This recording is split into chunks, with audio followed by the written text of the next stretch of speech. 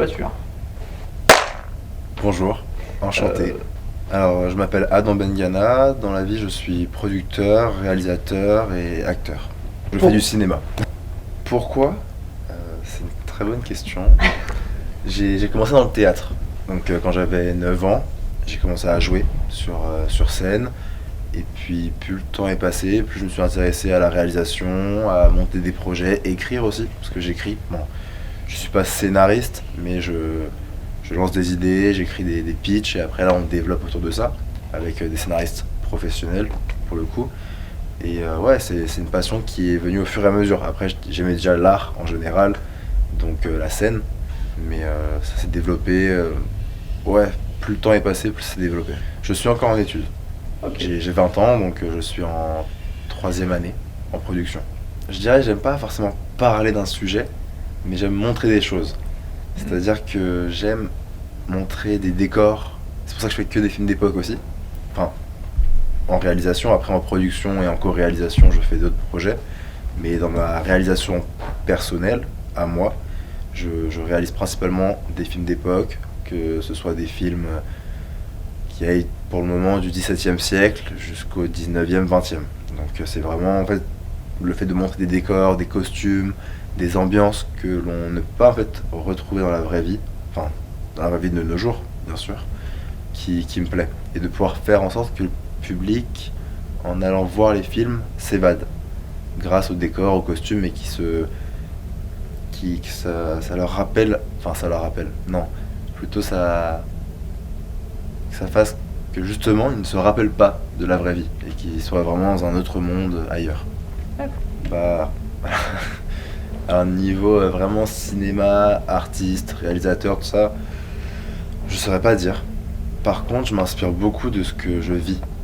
Pas personnellement, mais de ce que je vois. C'est-à-dire de ce que j'entends, de ce qu'on me raconte, de ce que... Bah, j'en parlais tout à l'heure d'ailleurs, ce qu'on voit dans la rue. Déjà, rien que ça peut inspirer beaucoup de choses, que ce soit des petites scènes ou un film complet, ou alors des gens qui te disent une phrase, quelque chose. Par exemple, là j'écris un projet qui m'est venu parce que quelqu'un m'a dit oh, j'adorerais jouer un rôle de ta. Et du coup, le fait que la personne m'ait dit j'adorerais jouer ce rôle-là, et bah, j'ai réfléchi et je me suis dit en vrai, je peux écrire un film avec un rôle comme ça, d'époque, et puis c'est venu tout seul. Mais c'était pas à la base un projet que je voulais faire absolument, c'est venu parce que justement je parlais avec quelqu'un, la personne m'a dit je kiffe ce genre de personnage, j'adorerais jouer ce genre de rôle. Et j'en suis venu à écrire un film avec ce personnage-là qui devient un personnage principal de l'histoire. Question piège, ça. Je dirais on le devient jamais.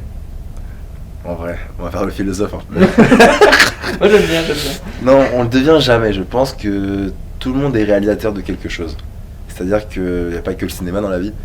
On peut réaliser... En fait, réaliser...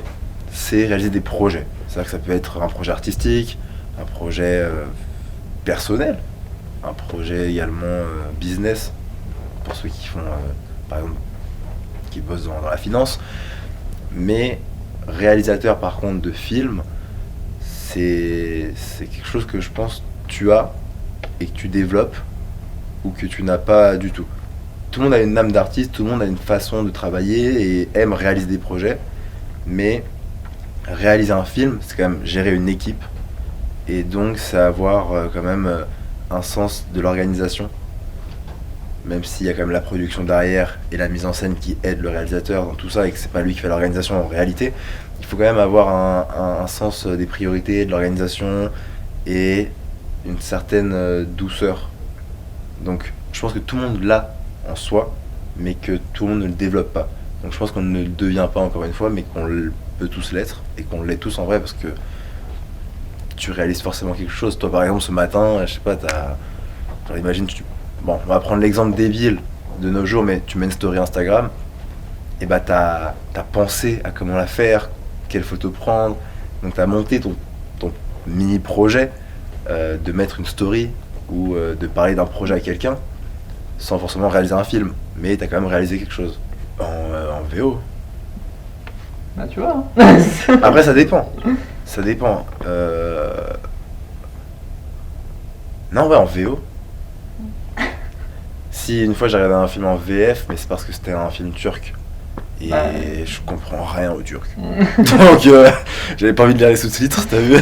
Mais sinon en VO parce que ouais c'est normal. Ah, Et bah c'est un film turc ah bah. qui se regarde que en turc. Il y a pas de Kogustaki. Je crois que ça s'appelle comme ça. On va faire des recherches. C'est un film turc qui est sorti avant 2019. Donc ça fait quand même un petit paquet d'années. Et c'est l'histoire d'un père autiste qui a une fille. Et ce père est donc accusé à tort d'un meurtre. Et donc on le suit dans toute son escapade jusqu'à la prison, etc. Et l'histoire de sa fille aussi, du coup, qui se retrouve seule. Et qui a déjà un père donc autiste. Ouais, c'est autiste. Hein. Mais en tout cas, oui, c'est autiste. Et en plus, là, elle se retrouve abandonnée par son père. Enfin, c'est pas lui qui l'abandonne, mais elle se retrouve seule, quoi. C'est un très beau film. Et ben merci à vous. Et puis bah à bientôt. À bientôt.